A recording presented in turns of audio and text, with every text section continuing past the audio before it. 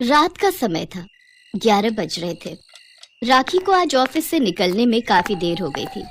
राखी bus stand पर खड़ी बस का इंतजार कर रही थी। बस स्टैंड पर उसके अलावा कोई नहीं था। कई बार उसे ऑफिस से निकलने में देर हो जाया करती थी तो वो इसी बस से अपने घर जाती थी। ये सबसे आखिरी बस होती थी। बहुत देर हो गई। इस समय तक तो बस आ जाया करती थी, आज पता नहीं क्या हो गया है। राखी कभी अपने मोबाइल फोन पर समय देखती तो कभी सुनसान सड़क को। तभी अचानक राखी को ऐसा लगा कि कोई उसे छू रहा है। उसने इधर उधर देखा लेकिन उसे कोई दिखाई नहीं दिया। अरे, ऐसा क्यों लगा कि कोई मुझे टच कर रहा है? लगता है मेरा भ्रम होगा। लेकिन एक बार फिर राखी को ऐसा लगा कि कोई उसे न सिर्फ टच कर रहा है बल्कि उसे बाहों में भरने की कोशिश भी कर रहा है। कौन कौन है? कौन है यहाँ? सामने आओ। लेकिन वहाँ कोई रहता तब तो सामने आता। राखी के चेहरे का रंग उड़ गया था। उसकी सांसें तेज चल रही थी और उसकी धड़कन की रफ्तार बहुत तेज हो गई थी। तभी उसकी नजर दूर से आती बस की हेडलाइट पर गई। उसे देखकर उसकी जान में जान आ गई। थैंक गॉड, बस आ गई। बस स्टैंड पर आ गई थी। राखी झट से उसमें जाकर बैठ गई। बस में 4-5 लोग ही थे। राखी का दिल अब भी बहुत जोरों से धड़क रहा था। वो घर तो पहुंच गई लेकिन पूरी रात उसे नींद नहीं आई। बहरहाल कुछ दिन के बाद ऐसी एक घटना नंदिनी के साथ भी हुई। लेकिन उसके साथ ये सब कुछ किसी बस स्टैंड पर नहीं हुआ बल्कि वो तो एक शादी की पार्टी में गई हुई थी। कुछ भी कहो पुष्पा, राजन और दीपा की जोड़ी कमाल की है। नो डाउट, क्या लग रहे हैं दोनों। पता है पुष्पा ने ये लहंगा जयपुर से मंगवाया, पूरे 1.5 लाख का है। सही है यार, दोनों की लाइफ सेट है अब। नंदिनी और दीपा ने साथ ही खाना खाया। कुछ देर बाद नंदिनी के घर से उसके मोबाइल पर एक कॉल आया तो वो थोड़ा सा दूर जाकर फोन पर बातें करने लगी क्योंकि वहाँ पर गानों की आवाज ज्यादा आ रही थी। हेलो, हाँ पापा। अरे बोला तो था आपको कि सुबह तक आऊंगी। अब शादी में आई हो तो पूरी शादी तो देख लूं। नंदिनी ने फोन रखा और फिर वो वापस शादी के स्टेज की ओर जाने लगी। तभी उसे लगा कि किसी ने उसका हाथ पकड़ लिया है और उसे खींच रहा है। कौन? अरे कौन है? कौन है? नंदिनी ने अपने आसपास देखा तो उसे कोई भी नहीं दिखा। लेकिन तभी उसे ऐसा लगा जैसे कोई उसके गालों को अपनी उंगलियों से स्पर्श कर रहा है। कौन? कौन है? अरे सामने आओ। नंदिनी डर के मारे चीखने लगी। उसकी आवाज सुनकर दीपा और कुछ लोग भागते हुए उसके पास आए। अरे नंदिनी, क्या हुआ? तुम इस तरह चीख क्यों रही हो? दीपा दीपा दीपा, यहाँ कोई था। वो मुझे छू रहा था लेकिन वो दिख नहीं रहा था। ये तू क्या कह रही है? मैं सच कह रही हूँ दीपा, ऐसा मेरे साथ हो रहा था। दीपा नंदिनी को लाख समझा रही थी कि वहाँ कोई नहीं है, लेकिन नंदिनी मानने को तैयार ही नहीं थी।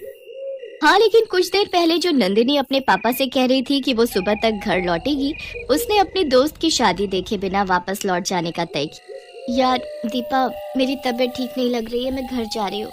नंदिनी अपने घर लौट आई। वो घर तो लौट आई लेकिन उसके मन में उस अज्ञात का डर बना रहा और वो उसी के बारे में सोचती रही जो उसे छू तो रहा था लेकिन दिख नहीं रहा था। कोई कुछ भी कहे, लेकिन कोई तो था वहाँ जो मुझे छू रहा था, लेकिन कौन हो सकता है वो? कोई इंसान या कोई अदृश्य शैतानी ताकत? सिर्फ राखी और नंदिनी नहीं, संग्रामगंज की कई लड़कियों ने ये महसूस किया था कि उन्हें अकेले पाकर कोई उन्हें छूता है, हालांकि वो दिखाई नहीं पड़ता है। कुछ लोगों ने तो ये बात किसी को नहीं बताई और जिन्होंने ये बात बताई उनकी बातों को किसी ने सीरियसली नहीं लिया। अरे यार, तू है इतनी खूबसूरत कि कोई भी तुझे टच करना चाहेगा। मोहित, मैं सच कह रही हूँ। कुछ देर पहले जब मैं अकेली पार्क में तुम्हारा इंतजार कर रही थी तो ऐसा लगा कि कोई मुझे न सिर्फ छूने की कोशिश कर रहा है बल्कि गले भी लगाना चाहता है। ये मजाक नहीं है यार। हाँ, तो मैं भी तो काम मजाक कर रहा हूँ। मेरी गर्लफ्रेंड दुनिया की सबसे खूबसूरत लड़की है। उधर राखी के साथ हर दिन यही घटना घट रही थी। इन दिनों ऑफिस में ज्यादा वर्कलोड के कारण उसे हमेशा देर हो जाती और फिर बस स्टॉप पर उसके साथ वही सारी चीजें होती। हालांकि बस स्टॉप से जब वो निकल जाती तो उसके साथ और कुछ नहीं होता, लेकिन उस दिन जब वो घर लौट गई और अपने कपड़े बदल रही थी तो उसे फिर से वही लगा कि कोई उसे छू रहा है। कौन हो तुम? क्या करना चाहते हो मेरे साथ? लो, तुम्हें जो करना है कर लो, मैं तैयार हूँ। उसके ऐसा करते ही वहाँ तेज तेज हवा चलने लगी और फिर अचानक उसे किसी आदमी के रोने की आवाज आने लगी।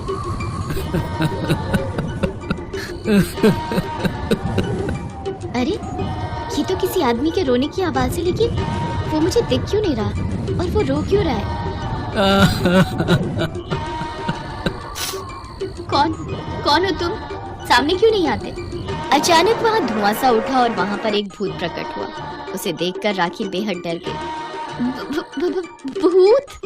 हाँ, मैं भूत हूँ, नपुंसक भूत। नपुंसक भूत? हाँ, मैं नपुंसक हूँ। मेरा नाम अभय है और मुझे नपुंसक मेरी पत्नी रिया ने बनाया है। अभय बहुत पैसे वाला था। उसकी पत्नी रिया का संबंध अपने कॉलेज के एक दोस्त राहुल के साथ था। हालांकि रिया ने पैसों के लालच में ही अभय से शादी की थी। अभय इन सब बातों से अनजान था। एक रात, अरे बाबा तुम समझते क्यों नहीं, मैं कर रही हूँ सब इंतजाम। तुम इस तरह इतनी रात को फोन करोगे और मेरे पति को शक हो गया तो सारी प्लानिंग पर पानी फिर जाएगा। तुम नहीं समझोगी रिया, मैं एक एक पल कैसे तुम्हारे बिना काटता हूँ। तो मैं कौन यहाँ अय्याशी कर रही हूँ? मैं भी तो घुट घुट कर जी रही हूँ अपने पति के साथ। बस एक बार मेरा काम हो जाए फिर मैं तुम्हारे साथ अपनी दुनिया में। रिया ने अपने पति को एक्सीडेंट में मारने का प्लान बना रखा था। पति की मौत के बाद सारी चीजों की मालकिन वो खुद ब खुद हो जाती। उसने पति को मारने के लिए किराए के गुंडों का सहारा लिया।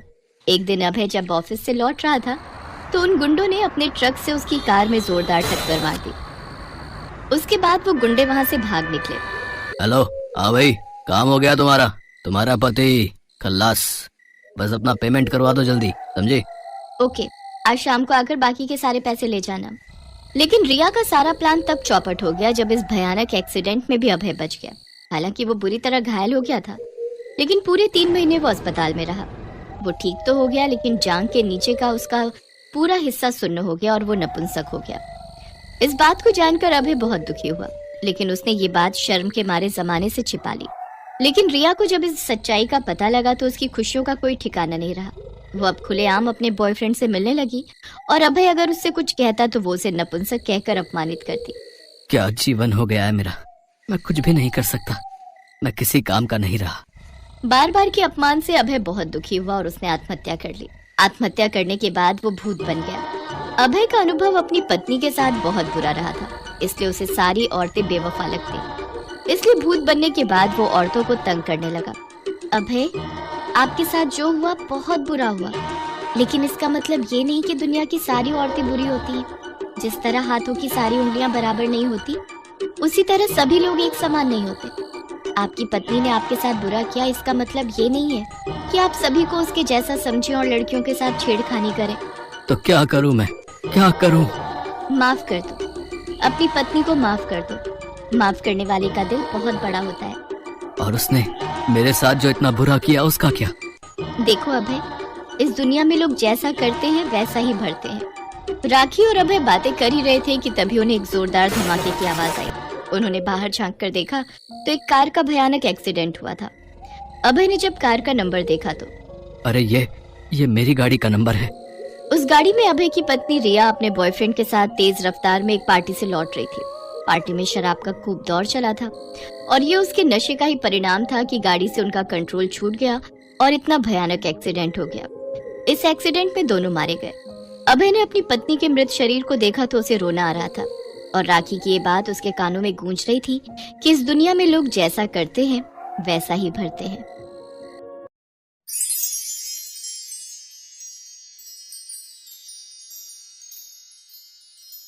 नमस्ते दर्शकों, मेरे वीडियो को लाइक कीजिए, चैनल को सब्सक्राइब कीजिए और बेल आइकन को प्रेस कर दीजिए और बने रहिए हमारे साथ रोमांचक वर्ल्ड में।